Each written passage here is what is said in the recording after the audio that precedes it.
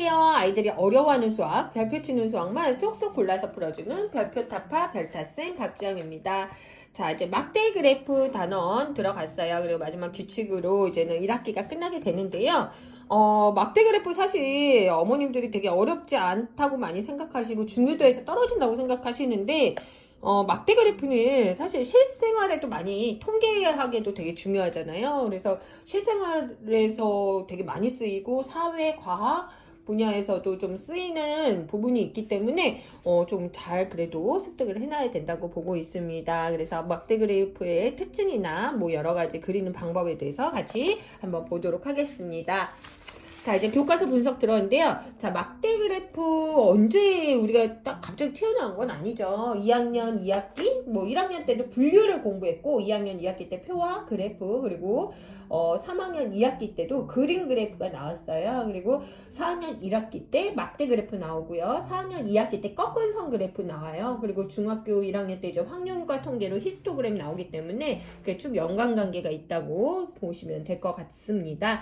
자, 여기서 이제는 보시면 막대 그래프에 대한 내용을 알아볼까요? 해가지고 5가지 내용들이 나오는데요. 사실 여기 이제 표가 나오고 이제 막대 그래프가 나오는데 표는 전체 학생 수를 알아보는데 굉장히 편리하죠. 그죠?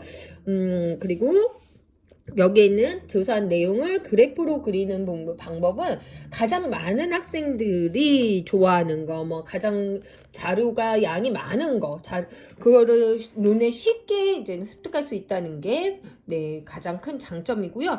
가로뿐만 아니라 세로 모양을 가로로 바꿀 수도 있고 세로를 가로로 바꿀 수 있다. 그래서 막대 모양을 나타낸 것을 막대 그래프라고 한다라고 봐주시면 될 것 같아요. 그래서 이제는 가장 양이 많고 적음을 한눈으로 쉽게 알 수 있다는 큰 장점을 가졌죠. 그래서 이제는 막대 그래프로 무엇을 알 수 있는지 보는 거예요. 그래서 막대 그래프로 알 수 있는 내용들을 나와요. 그래서 여기는 이제 보시면은 경기 종목을 가로에 나왔고요. 금메달 개수를 그리고 세로로 나타냈다. 이런 부분을 또 알 수 있고 세로 눈금 하나의 크기는 몇이 되느냐? 1개라고 보시면 돼요. 그죠? 금메달 1개. 그리고 금메달을 가장 많이 딴 종목과 종목은 태권도이다. 자, 그리고 올림픽 경기 중 금메달을 가장 적게 획득한 메달 수는 바로 축구이다. 이런 식으로 아이가 이제는 그래프를 보고 이야기를 할 수 있도록 무엇을 알 수 있는지를 이야기 한번 해보시면 좋을 것 같아요. 그 다음 보시면 막대 그래프를 이제는 그리는 방법에 대해서 나와요. 근데 어떤 그래프도 그리는 방법은 다 똑같거든요. 가로 세로에 무엇을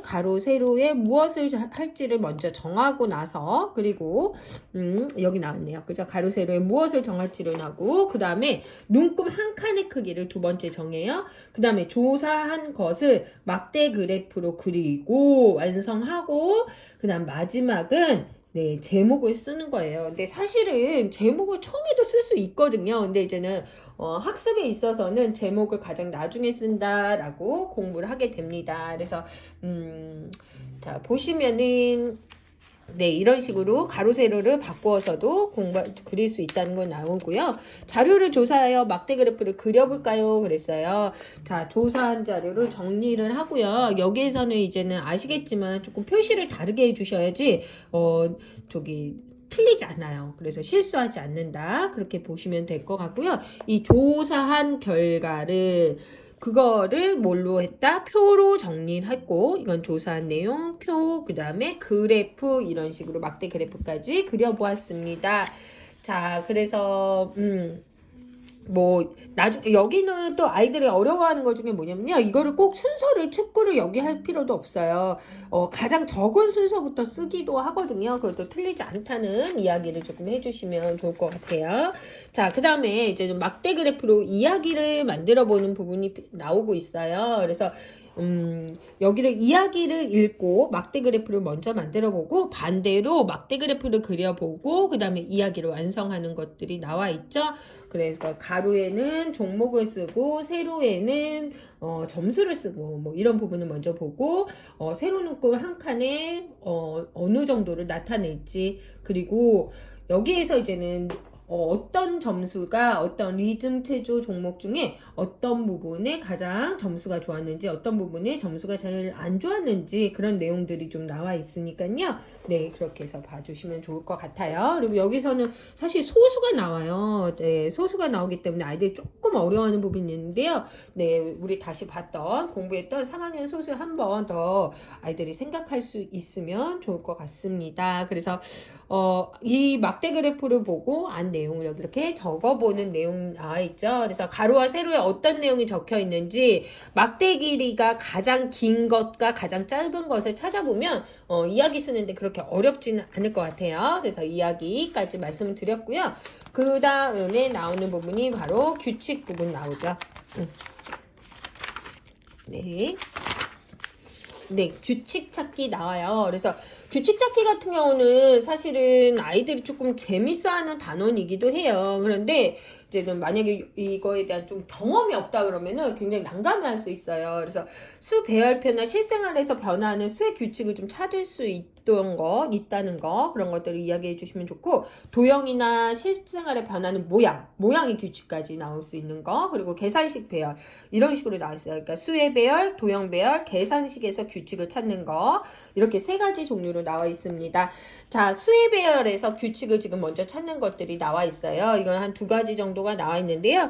여러 가지가 있죠. 그래서 여기 체험전 안내도에서 체험실 번호에서 100까지 커지는 규칙인지, 그리고 이 밑으로 10씩 커지는 규칙인지, 가로는 여기에서 또 주의할 게 뭐냐면, 좀 세련되게 이야기하면 101부터 시작하여 오른쪽으로 100씩 커진다.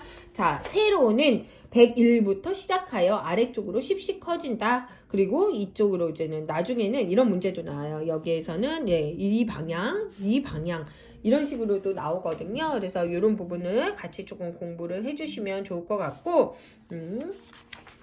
여기 보시면 수의 배열에 어떤 규칙이 있는지, 아까 규칙을 찾아봤더니 어떤 규칙이 있는지 이제는 이야기하는 부분이 나와 있어요. 그래서, 여러 가지 이제는 내용들이 나오는데요. 아이들이 좀 다양한 경험을 하면서 자연스럽게 좀 습득할 수 있으면 좋을 것 같고요.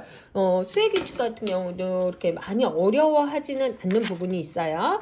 자, 그 다음에 수의 규칙이 이제는 끝났으면요. 도형의 규칙이 나와요. 도형의 규칙에서 제일 처음에 나오는 거는, 자, 뭐, 이렇게, 뭐라 그러죠? 요거. 블럭이요. 그래서 모형으로 만든 규칙을 찾아보는 거. 그 다음에 이거는 이제 2번째 나오는 거, 사각 모양의 규칙을 찾아보는 거, 이렇게 나와 있죠. 네, 그래서 계단 모양의 규칙, 그리고 도형에서 나중에는 배열의 규칙을 찾는 부분이 나옵니다. 그래서 이런 거 같은 경우는 좀 실제로 해보면서 해주셔도 아이들은 그렇게 어려워하진 않거든요. 여기 이제 계단의 규칙 나와 있고, 여기서는 도형의 배열 규칙에 대해서 나와 있어요. 그죠? 그래서 분홍색 도형을 중심으로 시계 방향으로 돌리기 하여 도형의 개수가 1개, 2개, 3개씩 늘어난다는 부분이 나와 있죠. 그래서 이런 말이 조금 어려워요. 시계 방향이라는 말. 네. 시계 방향으로 돌아가면서 하나씩 늘어나고 있다라고 보시면 좋을 것 같아요. 분홍 도형을 중심으로 시계 방향으로, 중심으로라는 말이 들어가야 될 것 같아요. 자, 그렇게 해서 봐왔고요. 그 다음에 이제는 계산에서 규칙 찾는 것까지 말씀드렸습니다. 자, 계산에서 규칙 찾는 것들은 어떤 것들이 있는지, 자, 보시면요.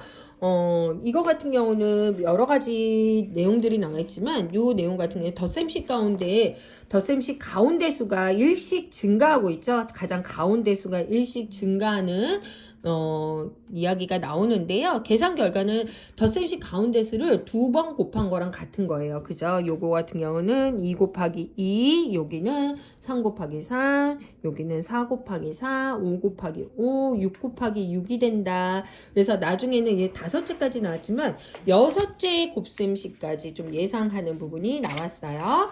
자, 계산에서 규칙을 찾아볼까요? 계산식에서 규칙. 그렇죠.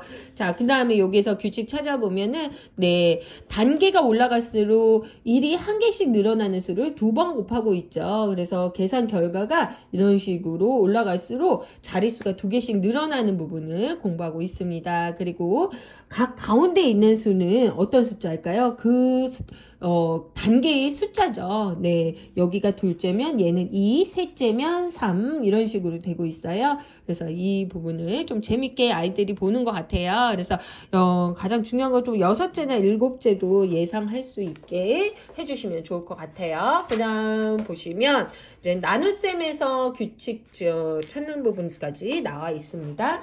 자, 그 다음에 규칙적인 계산식은 어떻게 찾을지 그거에 대한 이야기들이 나오는데요.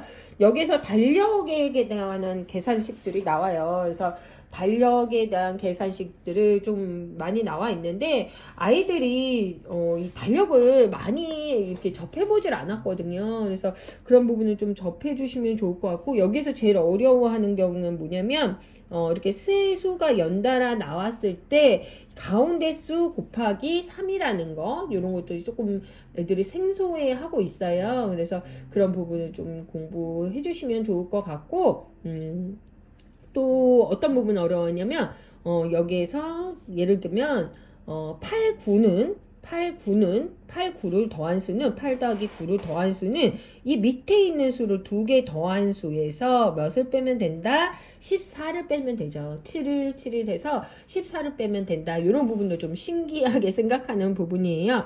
자, 그 다음에 나온 거는 책 번호에서 책 번호의 배열에서 규칙적인 계산식을 찾는 부분이 있는데요. 이거 같은 경우는 연결된 세 수의 합이 가운데 있는 수의 3배이라는 중간수에 대한 개념들이 나와 있어요. 그래서 중간수에 대한 개념까지 나오면서 이제는 교과서를 규칙 찾기까지 마무리하게 됩니다.